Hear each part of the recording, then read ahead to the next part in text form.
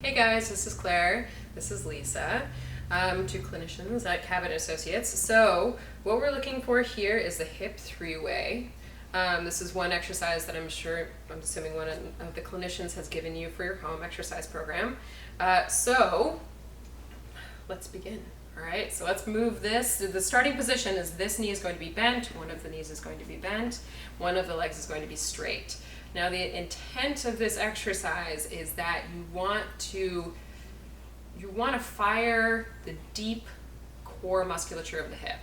So if we're thinking of the hip and the shoulder, both ball and socket joints. So most of us have heard of that rotator cuff in the shoulder. It's a stabilizing small muscle group. Now the hip, ball and socket also has its small muscle group that stabilizes the hip through space. So this is very much a stabilizing exercise. It is not as much of a mobility exercise, it's more stabilization. So we're looking for quality movement. That is our absolute focus here. So with this starting position, straight leg, bent leg, first foot is in a neutral position. So it's just kind of right beneath the hip. There's not really much of an angle here, it's just straightforward.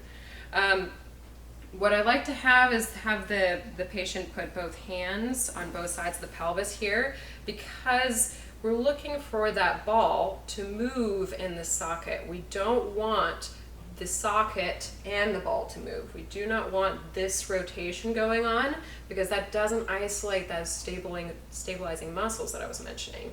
So we really want to make this an independent movement here versus here. So you'll be able to better understand that by keeping your hands on the pelvis on both sides. Because if this starts to rock with you, we're getting this, okay? Not this. So keeping your hands on each side of the pelvis here, you're gonna think centimeters, okay? So Lisa's gonna start to bring that knee out just a centimeter, good, and then back in just a centimeter. So we're looking for consistently smooth, easy movement. We do not want choppy. We want smooth, consistent movement. No rocking of the pelvis. Good. Now once that first centimeter feels super easy, then you go to 2 centimeters out. And then once we get those 2 centimeters nice and easy, we go to 3 centimeters out. But this has to maintain the fluidity through the movement. Once we get choppy, we know we need to pause maybe at that angle and just work on that angle. Make sure that's fluid, and maybe you can work outside of that angle, getting a little further outside of that angle. And so if you get here, fantastic. If we get that wide open hip, awesome. But gotta be beautifully smooth, okay? Good. And so Lisa's doing a fantastic job here of keeping a smooth movement through the whole range. So that is position 1 of the hip three-way. Position 2 is the foot is going to go wide outside of the hip. There we go. Good. And same concept. We're just changing the angle of the hip, so we're going to be challenging those stabilizers slightly differently, okay? Seeing if there's any hiccups in that range of motion.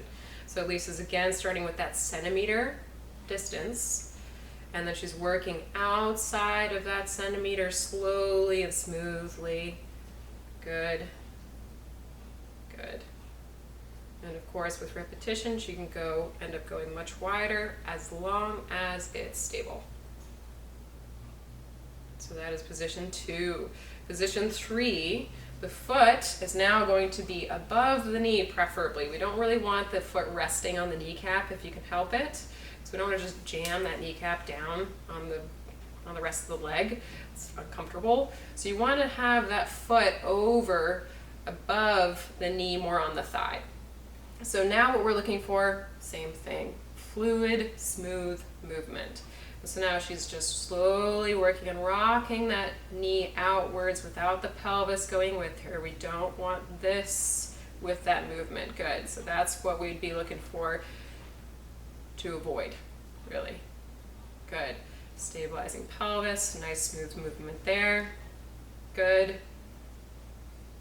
Good. And working your way into that movement. And that is really your hip three-way, okay? Good luck, enjoy, make it smooth.